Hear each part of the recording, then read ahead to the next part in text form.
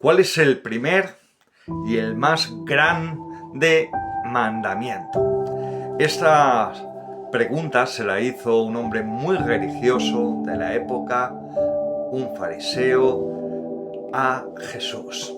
Y Jesús le respondió: el primer y el más grande mandamiento es: amarás al Señor tu Dios con todo tu corazón, con toda tu alma y con toda tu mente.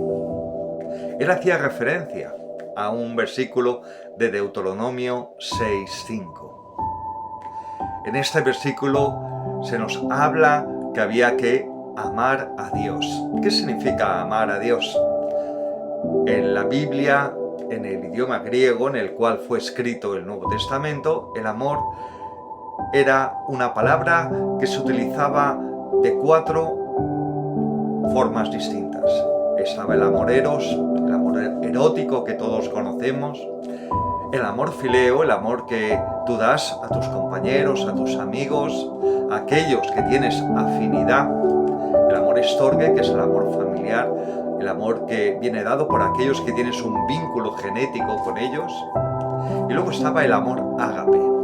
El amor ágape era un amor distinto, era un amor que tenía un origen divino, un amor que tenía su conexión con lo espiritual.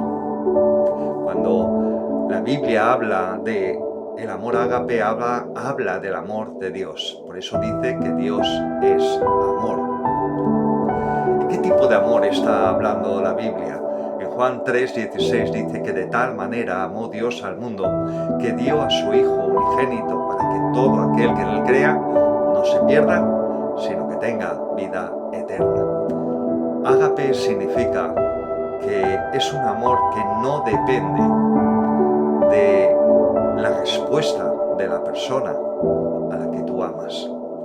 Por eso es el amor más sublime. Es un amor que se entrega, un amor que da, un amor que cubre las necesidades, un amor que protege, un amor que da tiempo, que sirve, aunque la persona a la cual estés amando no te responda como a ti te gustaría.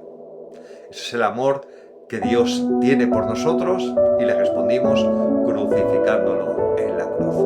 Pero también es el amor que Él demanda también de nosotros.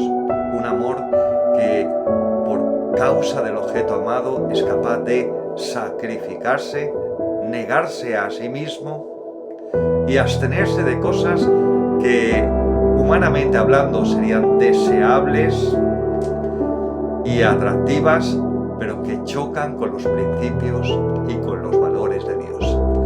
Y luego dice Jesús en ese pasaje de Mateo 22 que amemos a Dios con todo nuestro corazón. Cuando la Biblia habla del corazón, no simplemente está hablando de los sentimientos, está hablando de la voluntad, es decir, con toda nuestra voluntad.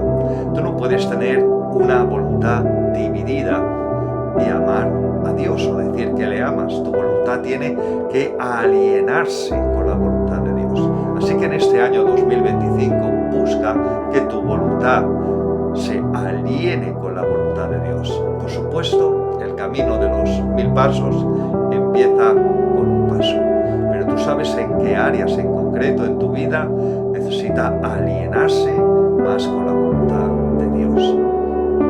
Busca también entender cuáles son esos deseos, esos sentimientos que Dios quiere que tú tengas. Lo tienes en Gálatas 5, cuando habla de los frutos del Espíritu: el amor, el gozo, la paz, la paciencia, la benignidad, la bondad, la mansedumbre, la templanza.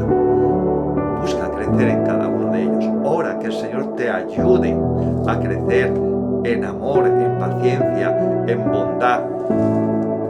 Dice también que le amemos con toda nuestra alma. Y nuestra alma en la Biblia habla con todo nuestro ánimo, todo nuestro ímpetu. Seguro que tú eres capaz de diferenciar cuando una persona tiene ese ímpetu, ese ánimo, por ejemplo, por un deporte, por un equipo, y quien no lo tiene. Yo soy una persona que el fútbol me da exactamente igual, pero aquí en España hay gente que tiene esa pasión por ese deporte. Pues Dios quiere que tengas esa pasión por él. Está cansado de gente tibia que dice que le ama y sin embargo en su vida no hay pasión por las cosas de él. No estamos hablando de religiosidad vana, de la gente que se da golpes de pecho o sube con sus rodillas una escalera esperando recibir algo de Dios, sino una pasión, un deseo por las cosas de Dios. Dice también que le ames con todo tu entendimiento, con toda tu mente, con todo tu conocimiento. Decía San Agustín, creer para entender, entender para creer. ¿A qué dedicas tu mente? ¿Qué es lo que estudias o qué es lo que dejas de estudiar? Si estudias las cosas de Dios, su palabra, vas a encontrar en ella el conocimiento, los principios, los deseos, lo que Dios dice en ella. Pon como anhelo, como propósito en este año 2025 crecer en el conocimiento de Dios, crecer en el conocimiento de su palabra. Fíjate que yo hablo con mucha gente, testigos de Jehová, mormones, gente católica, evangélicos, y una de las cosas que yo me doy cuenta es cómo la gente lee libros acerca de Dios, pero no lee la palabra de Dios, ni estudia la palabra de Dios. Lee lo que otros le cuentan, pero la gran ventaja es que tú puedes leer la Biblia y preguntarle al escritor, la mente que estuvo detrás de aquellos que escribieron las Escrituras, lo que significa para ti.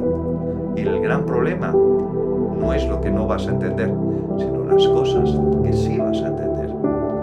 Y en el pasaje de Marcos 12:50, cuando cita ese versículo, dice con todas tus fuerzas.